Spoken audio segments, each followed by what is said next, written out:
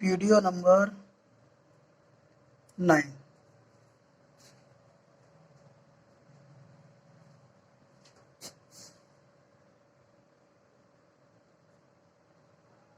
Consumable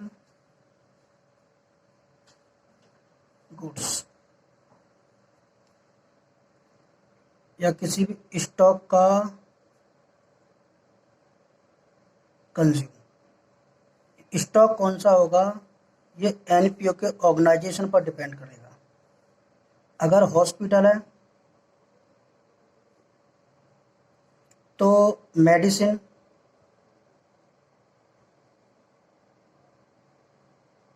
consume. अगर sports club है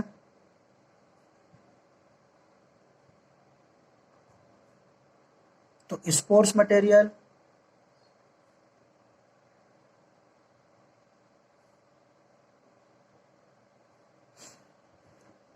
तो उस ऑर्गेनाइजेशन के नेचर पर डिपेंड करेगा। और नॉर्मली स्टेशनरी, कंज्यूमर तो हर जगह नॉर्मली यूज होती है। तो हमें इनमें से कुछ भी दे देगा, मेडिसिन दे देगा, स्पोर्ट दे देगा, ऑर्गेनाइजेशन का नेचर होगा वैसे गुड्स, या आपको क्वेश्चन करना दे ही देगा, या स्टेशनरी का कंजम्पशन होगा। तो हमें किसी भी स्टॉक का कंजम्पशन कैसे निकालना है, तो स्टॉक कंज्यूम का फॉर्मूला में लिख देता हूं। किसी भी चीज का स्टॉक का कंजम्पशन निकालना है, कंज्यूम। तो किसी भी स्टॉक का कंजम्पशन निकालना है तो नॉर्मल फॉर्मूला होगा ओपनिंग स्टॉक। मान लो कि किसी भी ऑर्गेनाइजेशन का पास ओपनिंग में स्टॉक था 20,000 का, प्लस परचेज हमने कुछ और मटेरियल किया और स्टेशनरी और स्टॉक, मान लो हमने परचेज किया है 40,000, तो हमारे पास स्टॉक कितना होना चाहिए 60। लेकिन एंड में क्लोजिंग स्टॉक हमारे पास कितना बच रहा है, मान लेते हैं हमारे पास स्टॉक बच रहा है 30,000, यानी 60,000 होना चाहिए लेकिन स्टॉक है मात्र 30। तो इसका मतलब है कि 60 में से 30 हमारे पास स्टॉक बच रहा है, तो बाकी 30 का हमने क्या कर लिया, कंजम्पशन कर लिया। तो हम उसे बोलेंगे स्टॉक कंज्यूम। तो जो ओपनिंग स्टॉक है ये ओपनिंग बैलेंस शीट के असेट्स में चला जाएगा, और जो परचेज है ये रिसीप्ट एंड पेमेंट अकाउंट में जाता है। जो क्लोजिंग स्टॉक है वो क्लोजिंग बैलेंस शीट की असेट्स में चला जाएगा, और जो स्टॉक कंज्यूम है वो इनकम एंड एक्सपेंडिचर में जाएगा। तो जो ओपनिंग स्टॉक है ओपनिंग बैलेंस शीट में असेट साइड, और क्लोजिंग स्टॉक है closing balance sheet asset side में। स्टॉक कंज्यूम है इनकम एंड एक्सपेंडिचर के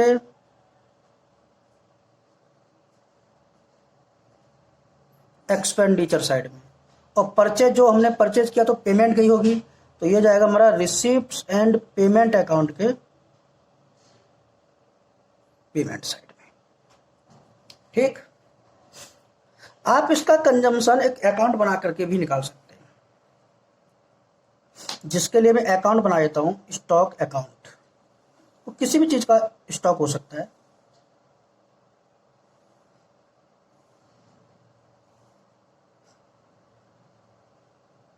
स्टॉक अकाउंट, तो यहां पर होगा ओपनिंग बैलेंस, क्लोजिंग बैलेंस या बैलेंस शीट ही बोल लो,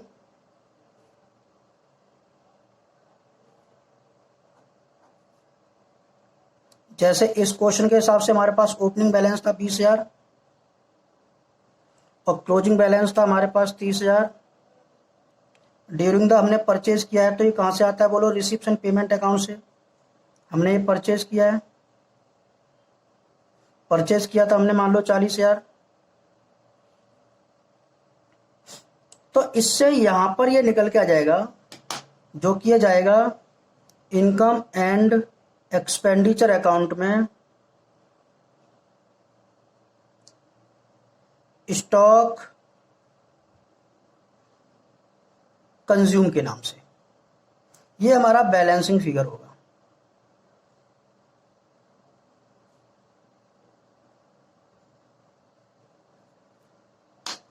जो बचेगा, तो कितना बच रहा है, ये हमारा 60,000 था, तो यहां से हमारा आ जाएगा ये 30,000। तो यही इनकम एंड एक्सपेंडिचर के एक्सपेंडिचर साइड में जाएगा। मेरे ख्याल से कोई प्रॉब्लम वाली बात नहीं। अच्छा, अभी तो हमें सिर्फ आइटम दिए थे इसमें, ओपनिंग स्टॉक, क्लोजिंग स्टॉक और परचेज। इसमें और भी आइटम हो सकते हैं। ओपनिंग स्टॉक हो सकता है,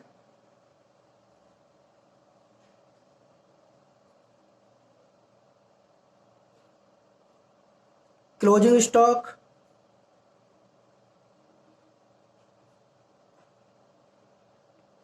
उसके बाद पेमेंट टू क्रेडिटर। अगर पेमेंट टू क्रेडिटर, क्रेडिटर को पेमेंट कर रहे हैं, इसका मतलब इस क्वेश्चन के अंदर गुड्स उधार परचेज करते होंगे।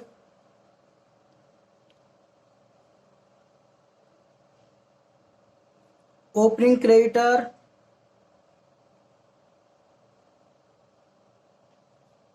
क्लोजिंग क्रेडिटर, ये लायबिलिटीज होती है। ओपनिंग एडवांस, क्लोजिंग एडवांस, ये इंफॉर्मेशन दी होंगी। जैसे ओपनिंग स्टॉक, किसी भी चीज का स्टॉक हो, मेडिसिन का, किसी का भी ओपनिंग स्टॉक मान लो हमारा दिया है, इस यही ले लेते हैं 20,000, और क्लोजिंग स्टॉक इसमें दिया था हमारा 30,000। क्रेडिटर को हम पेमेंट मान लेते हैं 2 लाख। ओपनिंग क्रेडिटर मान लेते हैं हम 40,000 ले लो। क्लोजिंग क्रेडिटर ले लो 50,000। ओपनिंग एडवांस ले लो 10,000 और क्लोजिंग एडवांस ले लो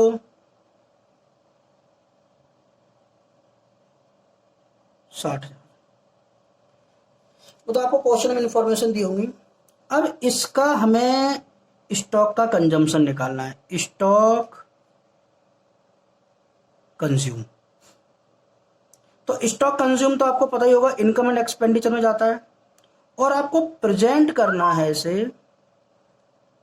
बैलेंस शीट के अंदर। तो कैसे करेंगे, तो आप एक क्रेडिटर अकाउंट बना लेना, और इसी तरीके से हमेशा ट्रीटमेंट करना। एक आप क्रेडिटर अकाउंट बना लेना,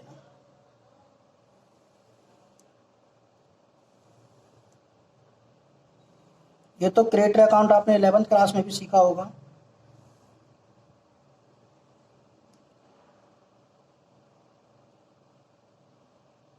क्रेडिटर ऑफ स्टॉक, और एक यहां पर बनाए ना स्टॉक अकाउंट। उसके बाद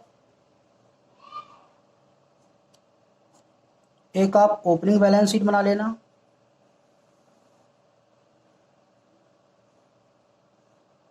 उसके बाद इनकम एंड एक्सपेंडिचर अकाउंट बना लेना, उसके बाद एक आप क्लोजिंग बैलेंस शीट बना लेना।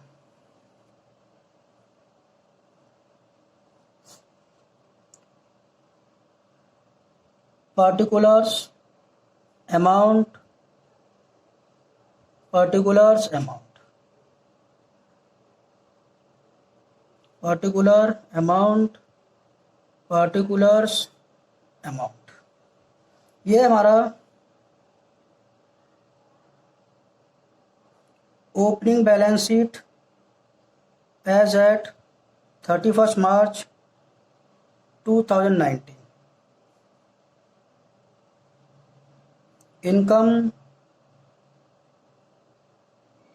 And expenditure account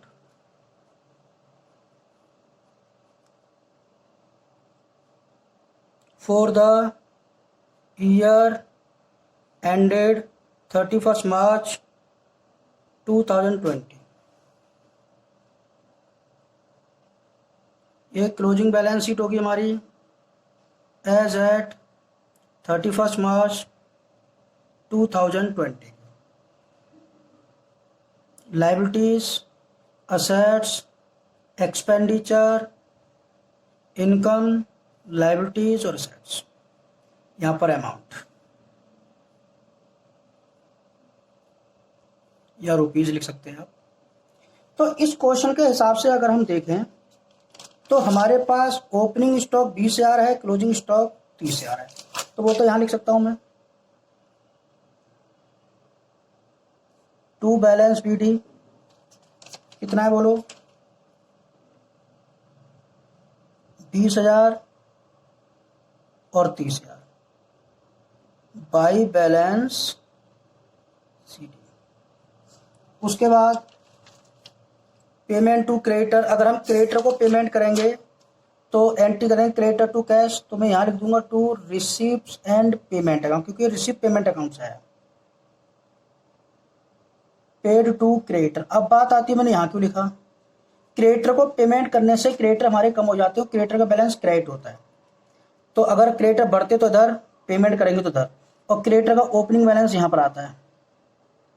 to balance BD by balance BD, और यहां पर आ जाएगा हमारा टू बैलेंस सीडी।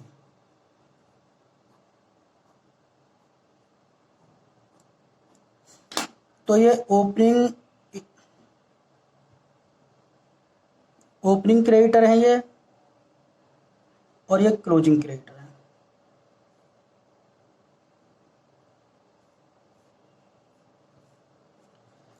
तो हमें ओपनिंग क्रेडिटर का बैलेंस दिया हुआ है इसमें, ओपनिंग क्रेडिटर ऑफ स्टॉक 40,000 और क्लोजिंग है 50,000। ये हमें दिया है 40,000 और ये हमें दिया है 50,000। ठीक, उसके बाद एडवांस, ओपनिंग का एडवांस, क्लोजिंग एडवांस। तो एडवांस हमने क्रेडिटर को दे रखा है। अब एक बात बताइए कि अगर हमें क्रेडिटर को देना है तो वो हमारी लाइबिलिटी है, लाइबिलिटी क्रेडिट बैलेंस। अगर हम पहले ही ऑलरेडी एडवांस क्रेडिटर को पे कर रखा है तो क्रेडिटर को एडवांस पे कर रखा है, इसका मतलब उससे लेना है, यानी क्रेडिटर का क्रेडिट बैलेंस अगर एडवांस दे रखा है तो क्या हो जाएगा, डेबिट। तो वो यहां पर आएगा टू बैलेंस बीडी और by balance CD. Opening advance और यहां पर है ये हमारा closing advance to creditor, to creditor to creditor. तो एडवांस में हमें दिया था क्वेश्चन के अंदर, ओपनिंग का एडवांस है 10,000 और क्लोजिंग का एडवांस है 60,000। ये हमारा ओपनिंग का एडवांस है 10,000 और क्लोजिंग का एडवांस है हमारा 60,000। और हमने क्रेडिटर को पेमेंट कर रखी है, कितने की पेमेंट कर रखी है अपने क्रेडिटर को, पेमेंट टू क्रेडिटर 2 लाख। अब देखिए मेरे ओपनिंग में क्रेडिटर थे 40, मतलब मेरे क्रेडिटर को देना था 40, वो क्रेडिटर को देना था 40 और 60,000 रुपये हमारा ओपनिंग में एडवांस था, लेकिन हमने पेमेंट कितनी कर रखी है, 2 लाख की, और फिर भी क्लोजिंग में क्रेडिटर बचे 50 और ओपनिंग में हमने एडवांस दे रखा है 10। तो ये बताओ कितना आता है, 2,60,000। एक तरीके से 2,60,000 रुपये हमने उसे पे कर रखे, डेबिट में क्रेडिटर का बैलेंस, और ओपनिंग में है हमारा 40 और क्लोजिंग का एडवांस है हमारा 60, मतलब हमारा अभी भी एडवांस बचा हुआ है एंड में। तो इधर जो बैलेंस आएगा हमारा भाई वो इनकम एंड एक्सपेंडिचर अकाउंट में जाएगा, इनकम एंड एक्सपेंडिचर अकाउंट, जो कि हमारा बैलेंसिंग फिगर होगा, बैलेंसिंग कितना, 260 में से 1 लाख घटा दूंगा तो 1,60,000। ये 1,60,000 income and expenditure goods purchase on credit, क्योंकि क्रेडिट अकाउंट है ना ये, तो यहां पर लिखो आप बैलेंसिंग फिगर में क्रेडिट परचेज। क्रेडिट परचेज, तो क्रेडिट परचेज करेंगे तो इससे हमारा स्टॉक आएगा, क्रेडिट परचेज, ठीक है। अगर हमारे पास ओपनिंग स्टॉक क्लोजिंग स्टॉक नहीं होता तो पूरा का पूरा यही हमारा क्रेडिट परचेज ही कंजम्पशन हो जाता पूरा। तो ओपनिंग में स्टॉक हमारे पास था 10,000, हमने कितने का परचेज और किया है 1,60,000, तो कितने का हो गया हमारा ये 1,80,000, ठीक 1,80,000। अब मेरे पास ओपनिंग में स्टॉक था 20,000, मैंने कितने का परचेज किया 1,60, तो मेरे पास स्टॉक कितना है 1,80, होना चाहिए मेरे पास 1,80 लेकिन है कितने का 30 का। इसका मतलब ये है कि by income and expenditure, expenditure side में अमाउंट जाएगी एक तरीके से स्टॉक कंज्यूम के नाम से, जो कि हमारा ये रहा इनकम एंड एक्सपेंडिचर अकाउंट। ये वाली वैल्यू मैं यहां पर दिखाऊंगा टू स्टॉक कंज्यूम। कितने रुपए से कितनी वैल्यू आ रही है 1,60 में से 30 हटा दूंगा तो 1,50,000, 1,80 में से 30 घटाऊंगा तो 1,50,000, तो यहां पर आ जाएगा 1,50,000। ओपनिंग में स्टॉक मेरा कितने का था तो यहां लिख दूंगा मैं ओपनिंग स्टॉक, जिसका भी स्टॉक हो ओपनिंग वाला वो 20,000 यहां पर आ जाएगा।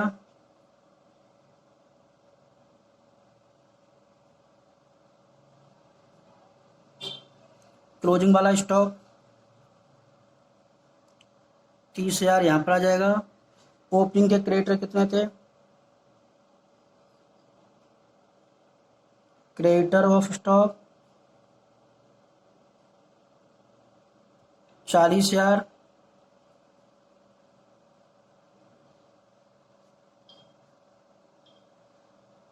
क्लोजिंग के कितने थे 50,000।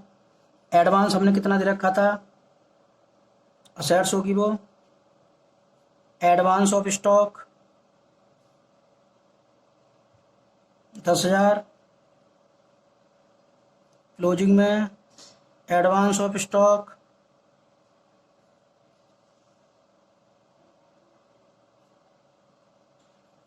60,000।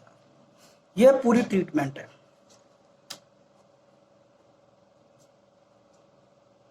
यानी इसमें क्या करना है आपको, जो क्रेडिटर अकाउंट आप बनाएं इसका मेन ऑब्जेक्टिव है ये वाला बैलेंस निकालना, क्रेडिट परचेज। अब यहां पर जो स्टॉक बनाया था यहां पर तो क्रेडिट परचेज थी, अगर क्वेश्चन के अंदर कैश परचेज और दी होती तो वो भी लिख लेना, खैर इसमें नहीं थी कोई बात नहीं। तो जब आप क्रेडिटर अकाउंट बनाओ स्टॉक अकाउंट बनाओ तो क्रेडिटर अकाउंट का मेन ऑब्जेक्टिव हो क्रेडिट परचेज निकालना, ठीक है। जिससे हमने क्रेडिट परचेज निकाल लिया बैलेंसिंग फिगर में आएगा और यही यहां पर शो कर देंगे आप कितना स्टॉक मैंने परचेज किया, ओपनिंग इतने का था, एंड में इतना बचा हुआ तो इतने का मेरा कंजम्पशन निकलेगा, और जो स्टॉक का कंजम्पशन है वो एक्सपेंडिचर साइड में जाता है। इससे ज्यादा इसमें और कुछ भी नहीं होगा, ठीक है।